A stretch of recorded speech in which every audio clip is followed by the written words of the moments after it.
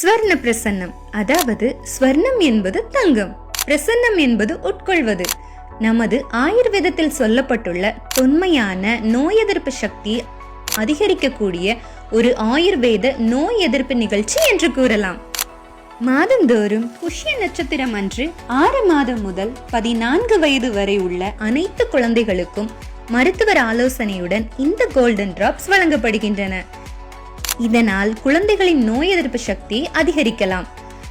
அடிக்கடி சளி, காய்ச்சல் மற்றும் மற்ற தொற்று நோய்களிலிருந்து நமது குழந்தைகளை பாதுகாத்துக் கொள்ளலாம்.